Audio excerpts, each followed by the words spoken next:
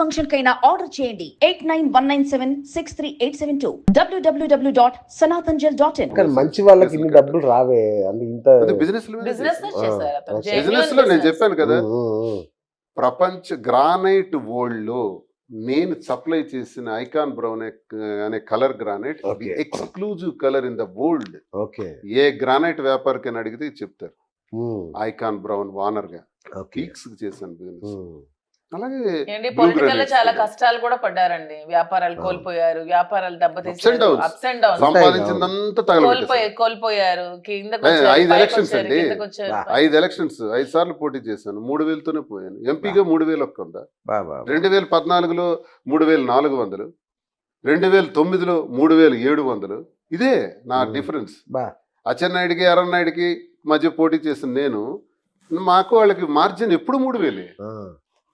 ఈ 3000తో పోతే ఎన్ని కోట్లు నాకు ఖర్చు అయింటది, ఎంత సమస్య, ఎంత శారీరక శ్రమ, ఎంత మానసిక ఒత్తిడి, ఇవన్నీ భరిస్తూ ఇన్ని ఎన్నికలు పోతే ఇంకా బ్రతకడం మానవుడికి జరుగుతుందా? చచ్చి నా ప్లేస్ లో అచ్చెన్నాయుడు నాలా ఓడిపోయింటాడు, ఎప్పుడూ ఊరేసుకున్నది. ఎందుకు అచ్చెన్నాయుడు గారికి మీకు ఎందుకు అంత వైరం? అంటే రాజకీయమేనా, ఏమన్నా పర్సనల్ వ్యక్తిగతంగా ఏంటి తీసుకున్నాడు. వ్యక్తిగతంగా వాళ్ళ ఫ్యామిలీ ముందు నుంచి కూడా శ్రీనివాస్ గారు ఆర్థికంగా బలోపేతంగా ఉంటే అతన్ని కొట్టలేమని చెప్పి ఎప్పుడు ఆర్థిక మూలాలు కొట్టడానికి వాళ్ళు ప్రయత్నిస్తూ వచ్చారు. ఎర్రన్నాయుడు ఫస్ట్ నేను ఏ వ్యాపారం అయితే చెప్పాను వరల్డ్ క్లాస్ మెటీరియల్ దాని మీద టార్గెట్ పెట్టాడు. ఎర్రన్నాయుడు ఎందుకు పనిచేశాడు? రాజకీయంగా ఆలోచించాలి కదా నా పట్ల. నేను చాలా చిన్నోండి కదా అతనికన్నా. నా వ్యాపారాల మీద దాడి చేసాడు అంటే నన్ను ఆర్థిక బలహీనపరిస్తే నా స్పీడ్ ని బ్రేక్స్ వేయగలవని. సేమ్ అచ్చెన్నాయుడు చేశాడు. అప్పుడు నేను ఇది ఎలా తీసుకోవాలి? వ్యక్తిగతంగానే తీసుకోవాల్సి వస్తుంది. ఇదేమి రాజకీయ పరమైంది కాదు, వ్యక్తిగతమే మాకు అయిపోయింది మా ఫ్యాక్షన్. ఓకే, ఆ స్థాయిలో. మరి ఇప్పుడు మీరు తన వల్ల రాజకీయంగా చాలా నష్టపోయారు, ఇన్ఛార్జ్ పోస్ట్ పోగొట్టుకున్నారు, బేస్ కోల్పోయారు, ఇవన్నీ ఇంత నష్టాలు జరిగింది. ఎట్లా అంటే మాకు జరిగిన విషయం ప్రపంచం తెలియకపోవచ్చు, మా టెక్కల ప్రజలకు తెలుసు. తెలిసిన మొన్న ఎన్నికల్లో 73,000 ఓట్లు నాకు వచ్చాయి. అచ్చెన్నాయుడికి నా మీద 30,000 మెజారిటీ వచ్చింది. అచ్చెన్నాయుడు రాష్ట్ర పార్టీ అధ్యక్షుడిగా నా మెజారిటీ 70,000 రాష్ట్రంలో హైయెస్ట్ అన్నాడు. కానీ మా జిల్లాలోనే 50,000 దాటిన వాళ్ళే చాలా మంది ఉన్నారు. 3 రోజుల ముందు వచ్చి నామినేషన్ వేసిన వాళ్ళు, ప్రజలకు సంబంధం లేని వాళ్ళు. ఈ కూటమి ప్రభుత్వంలో, ఈ కూటమిలో ఎన్నికల్లో మొన్న వచ్చిన వేవ్ లో 45,000-50,000 దాటిన వాళ్ళు ఉన్నారు. ఎందుకు అచ్చెన్నాయుడికి మెజారిటీ రాలేదు? ఇంత సీనియర్ రాష్ట్ర పార్టీ అధ్యక్షుడు 30,000కి పరిమితం అయ్యాడు. That is the capacity of Duvvada strength. Public నాతో ఉన్నారనడానికి.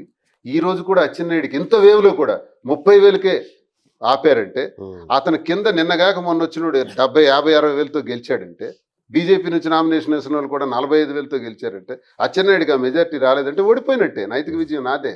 ప్రజలు నాతో ఉన్నారు ఇన్ని విషయాలు తెలిసినప్పుడు కూడా. అంటే ప్రజలు మా పరిస్థితులను అంగీకరించారు.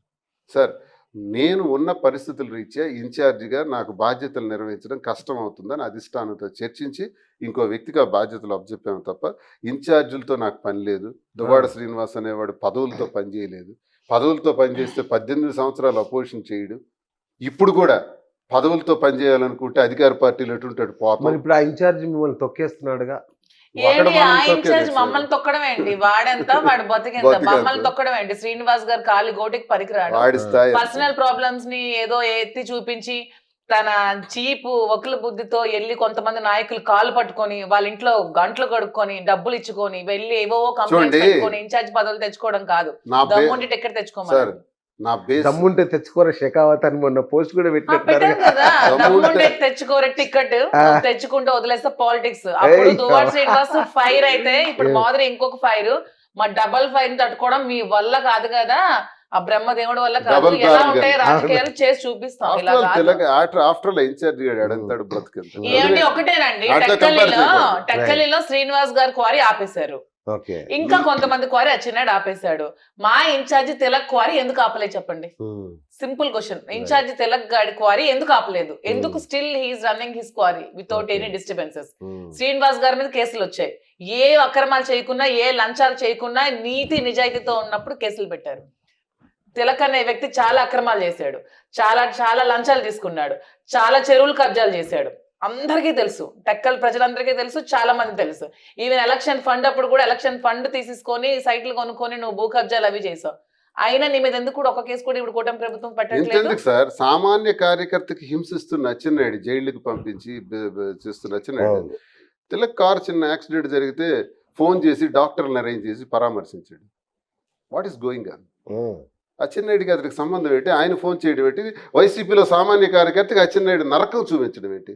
నా వరకు దిస్ ఇస్ ద పాలిటిక్స్. సామాన్య కార్యకర్తలు ఏడుస్తున్నారండి this game is going on in Tekkali. Yes. వాడు ఒక 10 మంది క్యాడర్ బేస్డ్గా వెళ్తాడు, నేను మాస్ బేస్డ్.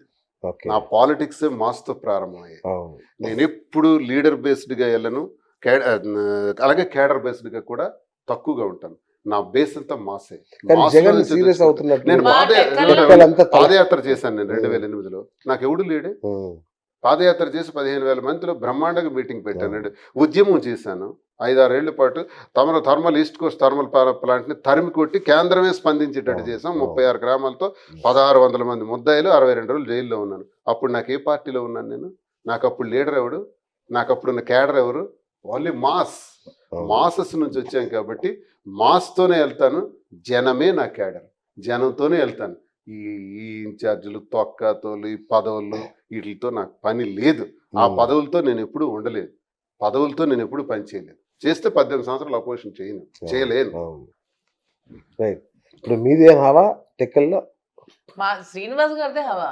మొత్తం మీ పేరు వినబడుతుంది టెక్కల్లో. మా పేరు అంటే శ్రీనివాస్ గారికి దగ్గరకు వచ్చిన ప్రతి కార్యకర్తని నేను ఒక నా ఫ్యామిలీ మెంబర్ లా చూసుకుంటా. ఎవరైనా సరే మా ఇంటికి వచ్చిన ప్రతి ఒక్కరిని కూడా I felt like they are my family members. ఎందుకంటే వాళ్ళు ఏ కష్టంలో ఉన్నా, ఏ అవసరంలో ఉన్నా వస్తారు కాబట్టి. శ్రీనివాస్ గారు కొంచెం బిజీగా ఉన్న టైం లేకపోయినా నేను కొంచెం కేర్ తీసుకొని వాళ్ళందరినీ చూసుకుంటూ ఉంటాను. శ్రీనివాస్ గారు సపోర్ట్ గా ఉంటాను. సో శ్రీనివాస్ గారు అంటే మ్యాన్ ఆఫ్ ద నా హవా ఉంటే అది మాధురికి బలం, మాధురి హవా ఉంటే నాకు మా బలం. బలం. ఇద్దరు గోల్ ఒకటే, శ్రీనివాస్ గారిని మేము చూడాలని. సో అక్కడ ఎవరు హవా శ్రీనివాస్ గారిని మినిస్టర్ చేయాలని మీరు చెప్పారు గతంలో. శ్రీనివాస్ గారిని ఎమ్మెల్యేగా గెలిపించుకోవాలని మా ప్రజలు కోరుకోడానండి. పాపం ప్రజలు కూడా చాలా మంది ఓట్లు వేస్తున్నారు శ్రీనివాస్ గారిని గెలిపించుకోవాలని.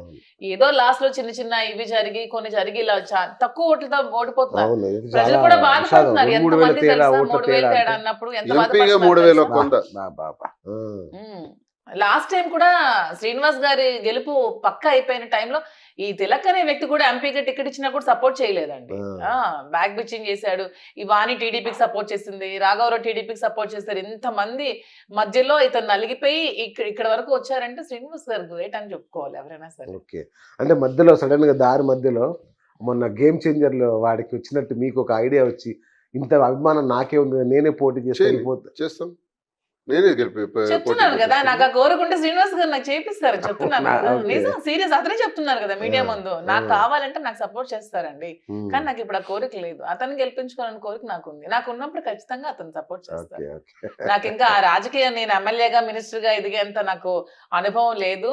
ఈ ప్రతి ఒక్కరు ఆలోచన కూడా నాకు నా ఏజ్ కి ఇప్పుడు ఇంకా లేదు. నేను ఇంకా జస్ట్ ఏబిసిడీలు నేర్చుకుంటున్నాను శ్రీనివాస్ గారి దగ్గర. ఇంకా అతని దగ్గర రాజకీయంగా చాలా నేర్చుకోవాలి. ఇంకా ప్రజలకు నేను చాలా దగ్గర అవ్వాలి. శ్రీనివాస్ గారిని ముందు మేము ఎమ్మెల్యేగా గెలిపించుకున్న తర్వాత అప్పుడు ఎందుకు ఉండదు, ప్రతి ఒక్కరికి ఆ ఆలోచన ఉంటుంది. నాకు ప్రజలతో సంబంధాలు ఇష్టం కాబట్టి నాకు ఉంటుంది. కానీ దానికి అర్హత ఉండాలి. ఆ అర్హత ఇంకా మాకు రాలేదు. సో ప్రస్తుతానికి శ్రీనివాస్ గారు సేఫ్. శ్రీనివాస్ గారు సేఫ్ కాదండి. శ్రీనివాస్ గారే మీరు చెప్పినట్టు మ్యాన్ ఆఫ్ ద మాసెస్, తాను మాస్ లీడర్. పీపుల్ లో మీ తిలక్ అనే వ్యక్తి ఉన్నాడు కదా, మీరు చెప్పారు ఇన్ఛార్జ్ తొక్కేస్తున్నాడని. కొంతమంది ప్రజలకు తిలక్ ఎవడో కూడా తెలియదు కొన్ని ఏరియాస్ లో.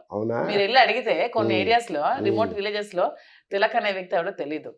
కానీ దువ్వాడ శ్రీనివాస్ అంటే జిల్లా మొత్తం మీద అందరికీ తెలుసు. జిల్లాయే కదా, మీకు తెలంగాణలో మీ తిలక్ అనే వ్యక్తి మీకు తెలుసా? మీకు తెలుసా ఎవరికైనా దువ్వాడ శ్రీనివాస్ అంటే మీకు తెలుసా? That is the talent of DS Duvvada Srinivas. తన ఆస్తులు సంపాదించకపోయినా ఈ పేరు మంచితనం సంపాదించుకున్నాడు దువ్వాడ శ్రీనివాస్. 2 రాష్ట్రాలనే కాదు ఎన్నో కంట్రీస్. మొన్న ఎవరో యుఎస్ నుంచి ఒక ఆవిడ మమ్మల్ని కలవడానికి వచ్చింది, శ్రీనివాస్ గారు అభిమాని.